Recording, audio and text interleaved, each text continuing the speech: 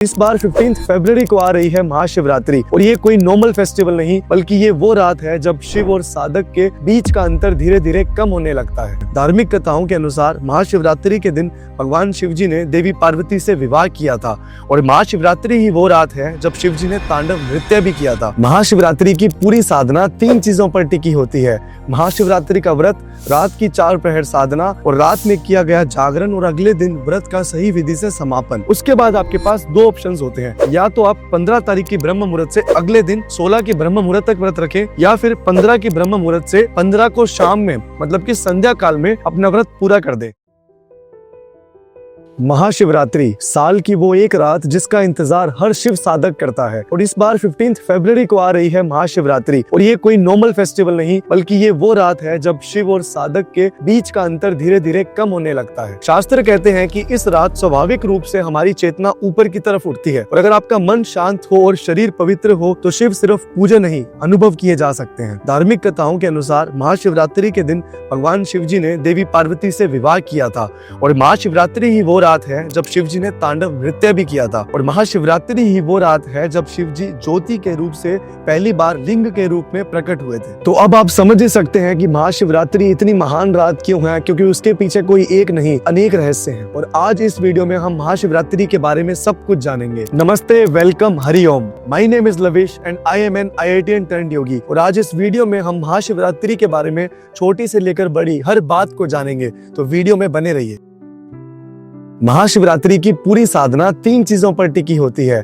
महाशिवरात्रि का व्रत, रात की 4 प्रहर साधना और रात में किया गया जागरण और अगले दिन व्रत का सही विधि से समापन। और अगर ये तीनों चीजें सही विधि विधान से की जाए तो ये आपके पूरे जीवन की दिशा भी बदल सकती है। आइए इन तीनों को डिटेल में जानते हैं, तो वीडियो को एंड तक जरूर देखना।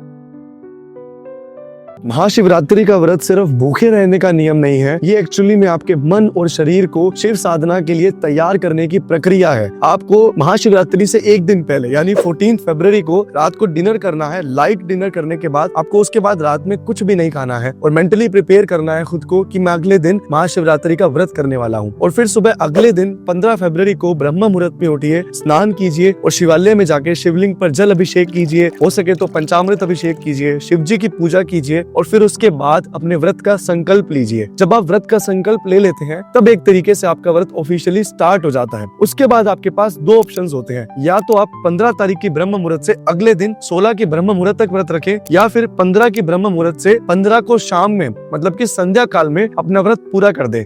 रिकमेंडेड है और अगर आप कर पाए तो आप अगले दिन 16 को ब्रह्म मुहूर्त तक व्रत कीजिए। अब आपको महाशिवरात्रि के व्रत में क्या खाना है? अगर आप एक एडवांस साधक है तो आप निर्जला व्रत कर सकते हैं, यानी कि बिना कुछ खाए और बिना कुछ पिए, पर ये थोड़ा सा डिफिकल्ट होता है। तो सेकंड ऑप्शन है कि आप उस दिन ना कुछ खाएं पर सिर्फ पानी पी सकते हैं। पर अगर आपको ये भी डिफिकल्ट लगता है तो आप पानी के साथ एक वक्त फ्रूट्स कंज्यूम कर सकते हैं। लेकिन अगर आप एक बिगिनर साधक हैं, आपको लगता है कि मैं व्रत नहीं ही कर पाऊंगा, तब भी मैं आपसे गुजारिश करूंगा तामसिक खाना जैसे प्याज और लहसुन को बिल्कुल अवॉइड कीजिएगा, क्योंकि वो खाना खाने से आपकी ऊर्जा ऊपर उठने के बजाय नीचे की तरफ फ्लो होने लगती है और आप सही मायने में शिव तत्व से नहीं जुड़ पाते।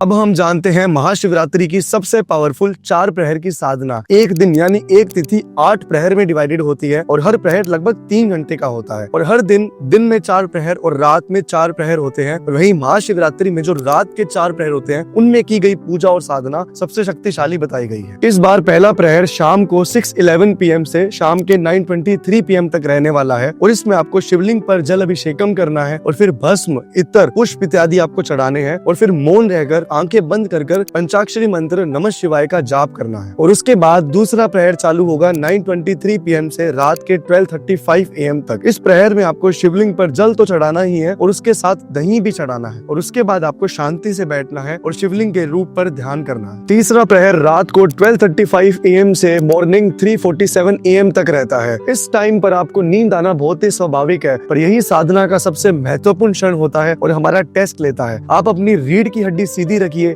सांस स्थिर रखिए और अपनी आंखें बंद कर शिव के रूप का ध्यान करें और आपको पता ही नहीं चलेगा ये प्रहर की साधना कब पूरी भी हो जाएगी। चौथा और आखिरी प्रहर जो सबसे ज्यादा इंपॉर्टेंट है, इस प्रहर का टाइम 3:47 से मॉर्निंग के 6:59 AM तक रहेगा और इस प्रहर में हम शिवलिंग पर जल के साथ शहद चढ़ाते हैं। उसके बाद आप शिवलिंग पर बिल पत्र भी चढ़ा सकते हैं और हम शिव जी के मंत्र, पंचाक्षरी मंत्र ओम नमः शिवाय और महामृत्युंजय मंत्र का जाप करेंगे। ये प्रहर सबसे सूक्ष्म और शक्तिशाली होता है और इसमें हम शिवलिंग अर्पण से ज्यादा ध्यान अपने अंतर मौन साधना पे देते हैं। तो अपनी आंखें बंद कर शिव जी के रूप का ध्यान निरंतर करते रहें। इस प्रहर में क्रिया कम और ध्यान सबसे ज्यादा होता है, तो आप ध्यान रखिए कि आप इस टाइम का पूरा यूटिलाइज कर पाएं।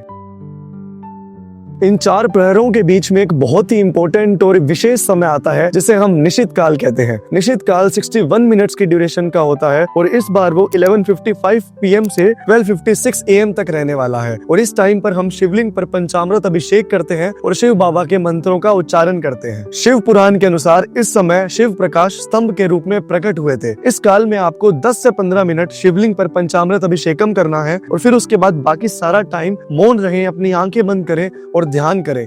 रीढ़ बिल्कुल सीधी रखें, सांस बिल्कुल स्थिर और मन शांत और शिव के रूप का ध्यान निरंतर करते रहें। ये रात बहुत ही पावरफुल है और हमें एक अपॉर्चुनिटी देती है शिव तत्व से जुड़ने की। तो आप 4 प्रहर की साधना जरूर करें और अगर आप इतना टाइम नहीं भी निकाल सकते तो निश्चित काल के 61 मिनट्स जरूर दे के देखिए और फिर देखिए आपकी लाइफ में पॉजिटिव एनर्जीज कैसे अट्रैक्ट होती हैं।